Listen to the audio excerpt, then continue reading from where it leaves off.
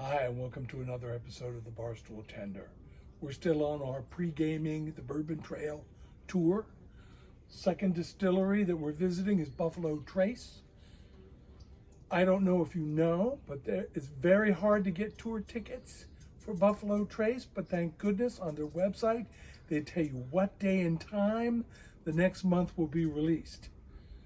So I got the E.H. Taylor tour tickets because I'm really interested in the history and learning more about E.H. Taylor, who started the distillery, and the OFC, which is the old-fashioned copper still, that still is there. Looking forward to hearing all about the history.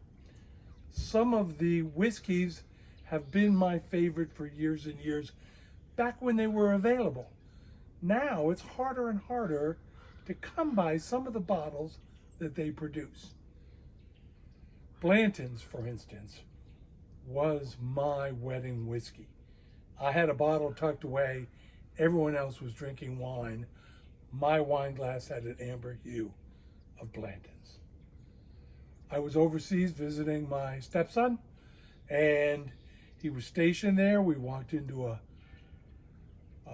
liquor store, and there was a bottle of straight from the barrel Blanton's, and I tasted it. And I'm not a big one for tasting different things in it, grassy or strawberries, but I swear I tasted coconut in that bottle. It was so incredible. And I came back to the United States, tried to get a bottle, could not find a bottle everywhere I looked. So I called marketing in Kentucky and asked, what's going on? Why can't I get a bottle of straight from the barrel Blanton's? Turns out they sell most of that overseas.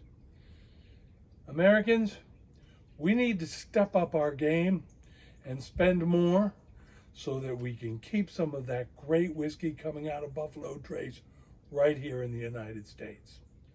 Now, I have a number of bottles here with me. The Buffalo Trace is of course, their name brand. They bought the brand in the 1990s.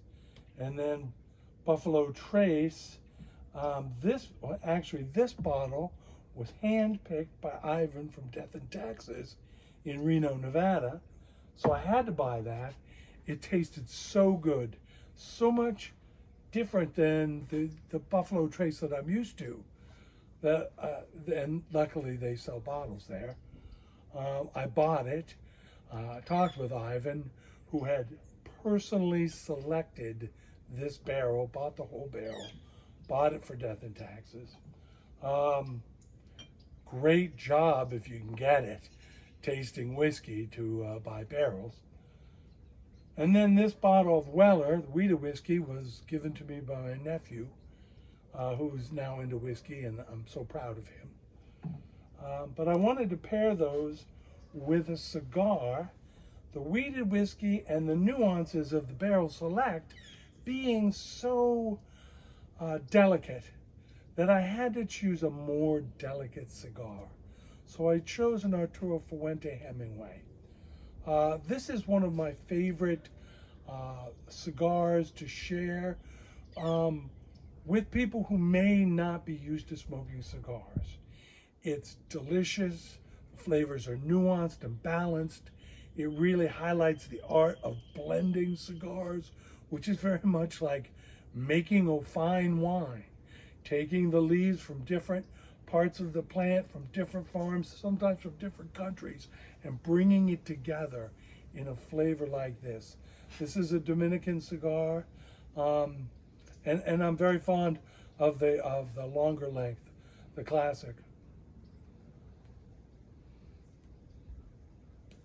Now in pairing, I want to see how this is going to interact with the spirit, and the spirit's going to interact with the cigar.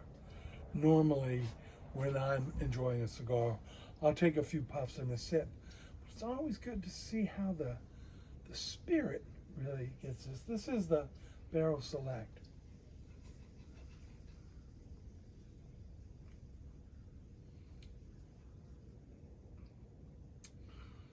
hint of spice at the end.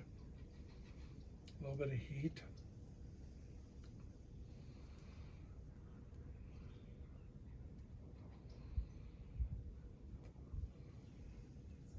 It's funny how I say I don't detect flavors, but I almost got a hint of strawberry on that one.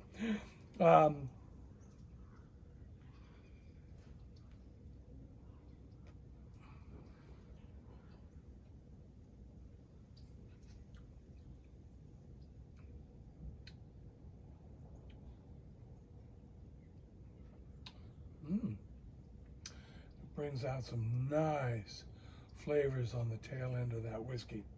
So, very good one. The Buffalo Trace.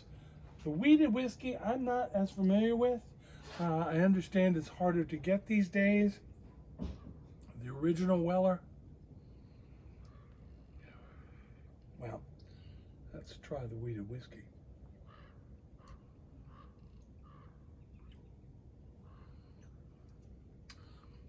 It hits me a little more forward in my palate. Softer, a little more subtle flavors.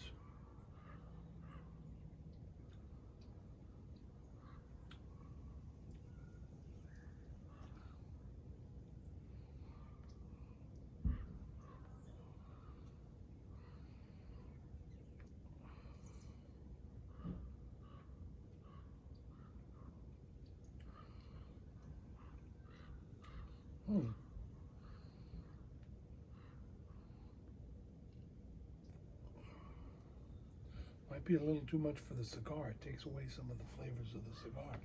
Maybe not the best pairing. But a delicious whiskey. You know, I went to, well, George Stagg was one of my favorite whiskeys. I used to be able to buy it inexpensively. It was 148 proof. I used to call it my bourbon concentrate because it was the only bourbon I would add water to. Then I couldn't get it anymore. I went to a bar in New Orleans called Cure. They had a stack of George Stagg going up one side of the bar, across, and down the other side of the bar. I said, what's going on? How come you can get it? Turns out that the Sazerac company that owns Buffalo Trace is home in New Orleans. And so if you get a chance to go to New Orleans, and I luckily have, go to the Sazerac house. Wonderful cocktail tour, the history of cocktails, and they also have some more rare bottles that you can purchase there. So I'm going to finish my cigar and enjoy the whiskeys. There probably won't be any left of this bottle, I'm telling you that now. But have a great afternoon. Enjoy a cigar and a spirit. And don't forget to like, share, and subscribe. I'll be back tomorrow. Tomorrow we're going to Michter's. So looking forward to that. Have a great night.